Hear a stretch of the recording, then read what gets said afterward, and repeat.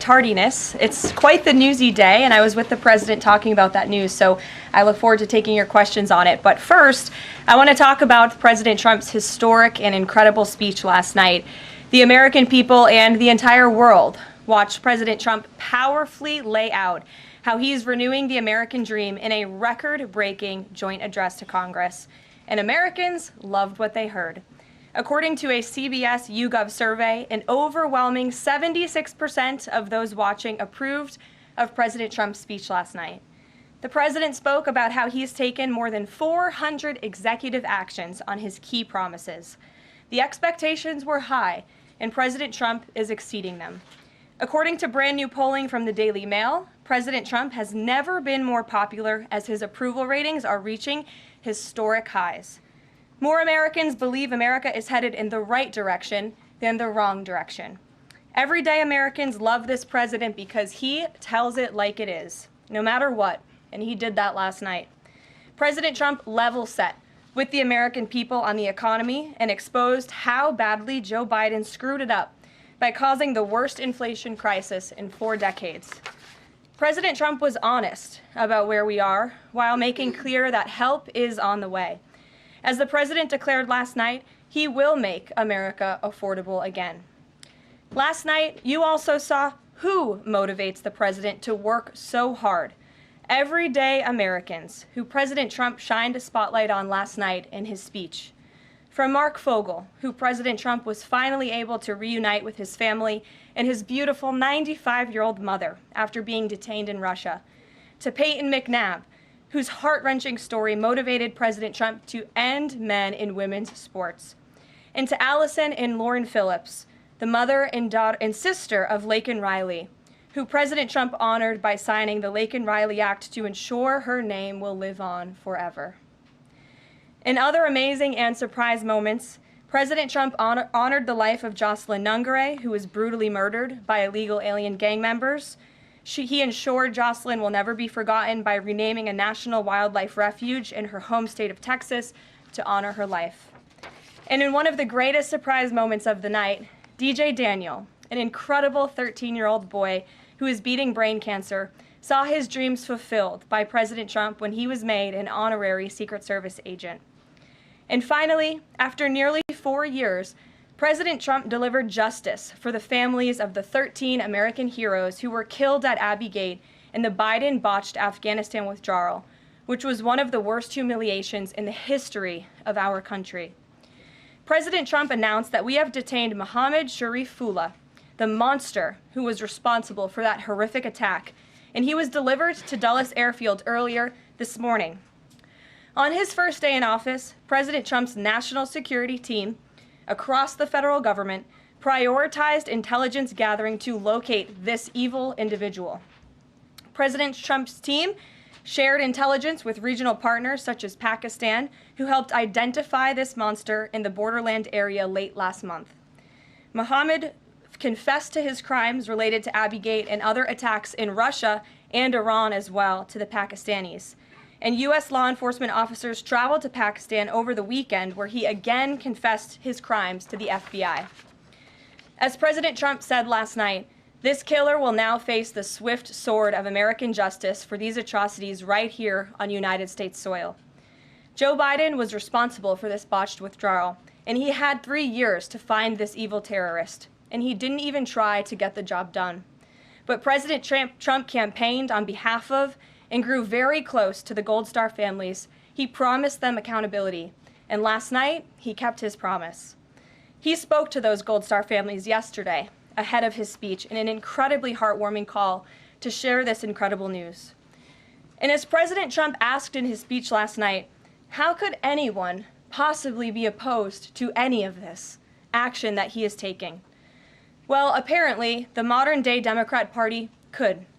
The behavior of Democrats last night was completely disgraceful and demonstrated how severely out of touch they are with the American public.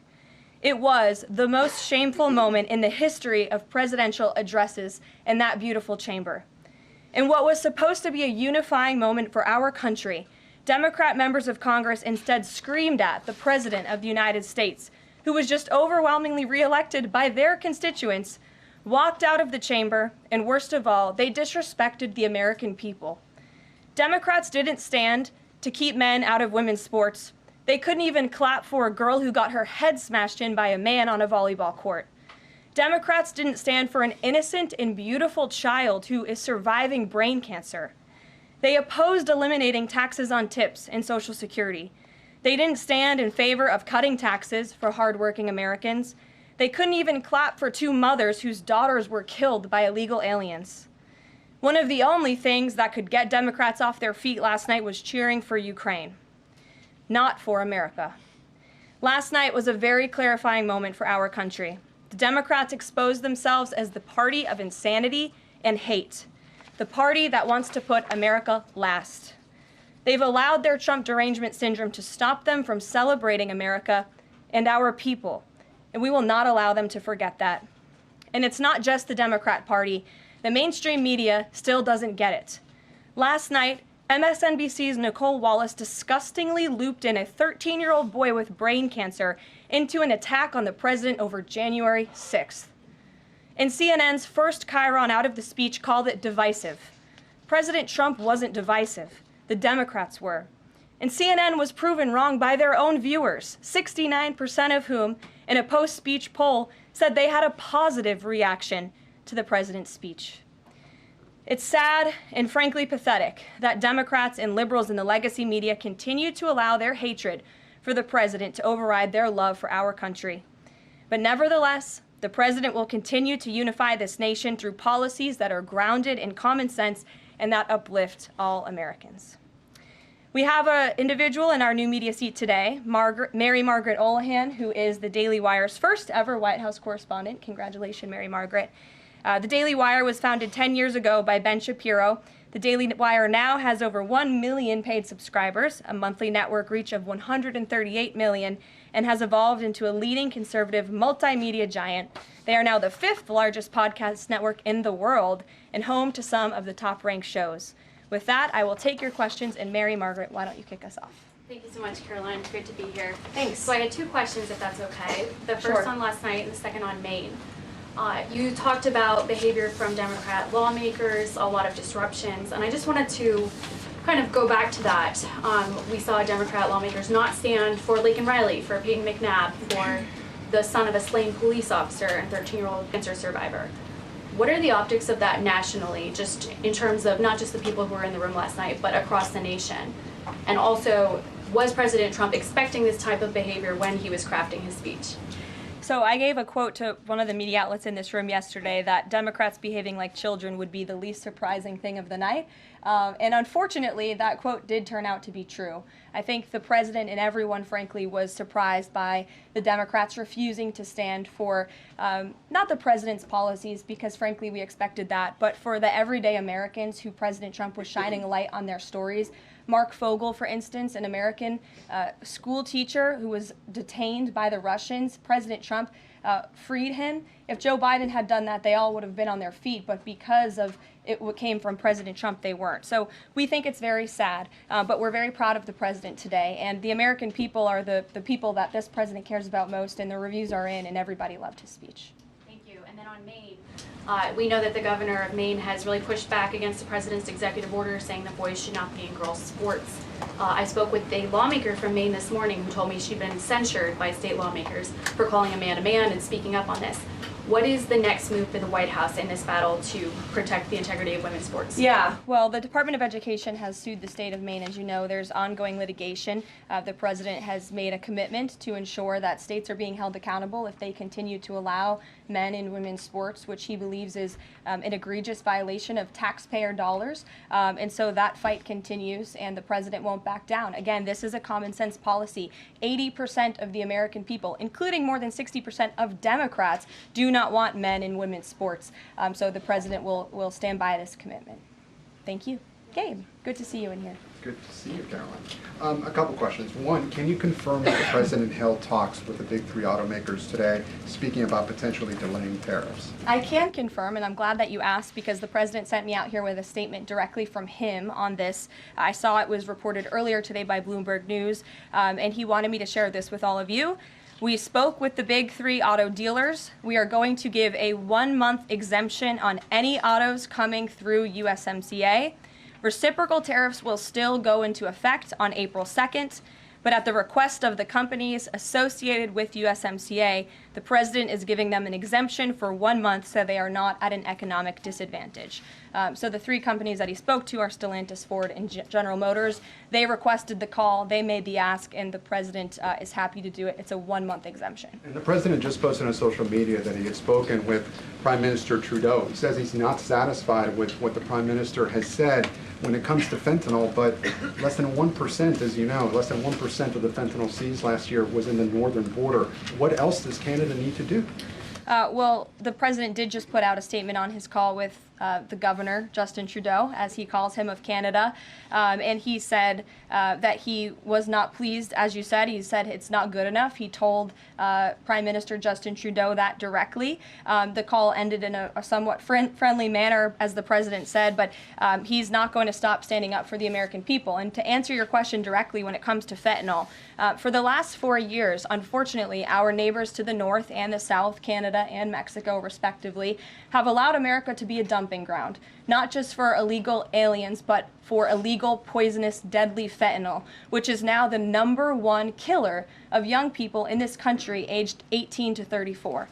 Through the northern border in Canada, in last fiscal year alone, there was enough fentanyl seized to kill 4.8 billion people. And that number is up 2,050% from 2023, the year before. So there's been more than a 2,000% increase in illegal fentanyl seizure at the northern border. Why? Because Canada is allowing that fentanyl to come to the United States. The president sees these numbers. He thinks about the lives that are lost. And everybody in this room, I'm sure, everybody watching at home, everybody across the country knows someone in our lives who has been killed at the hands of this deadly poison. There needs to be repercussions for that. The president feels very strongly about it. Caroline, respectfully, it's just 43 pounds that were found last year. That's less than a carry-on suitcase. Is that a lot of fentanyl compared to, say, Mexico, where the vast majority of the fentanyl is brought in through Mexico, not Canada? So what else does Canada need to do?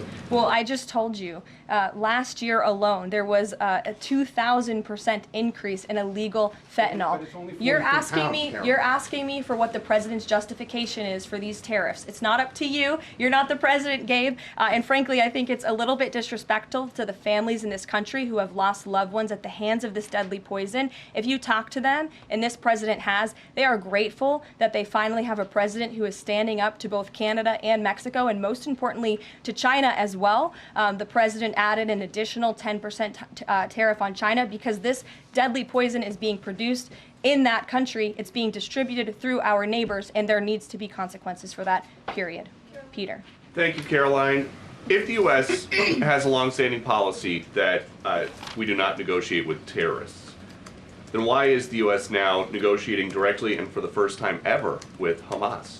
Well, when it comes to the negotiations that you're referring to, first of all, the special envoy who's engaged in those negotiations does have the authority to talk to anyone.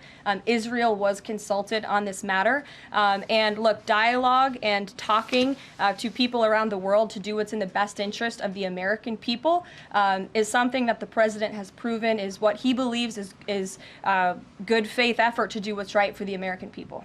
Is it just about the hostages, or are they also talking about the president's plan to take over Gaza? These are ongoing talks and discussions. I am not going to detail them here. There are American lives at stake. I would defer you to the Department of State for further details, but I'm not going to get into those talks here at this podium. We know that some officials here were miffed that Zelensky showed up last week without a suit for his meeting in the Oval Office, but Elon Musk never wears a suit in He there. did last night. So what is the dress code? Well, Elon Musk wore a suit last night. I'm sure you saw it. Was he spooked by the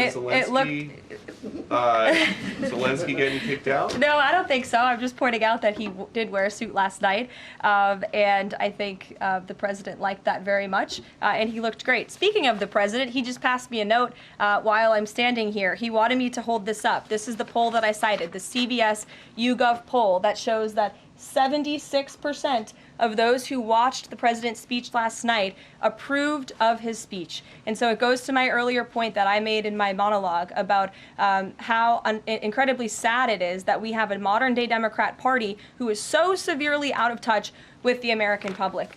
This is a great poll. The ultimate poll, though, came on November 5th when the president won by an overwhelming margin that he spoke about last night. Democrats weren't happy to hear that either. Ouija. Thank you, Caroline. Back on tariffs, last night President Trump said there will be a little disturbance, but we're okay with that.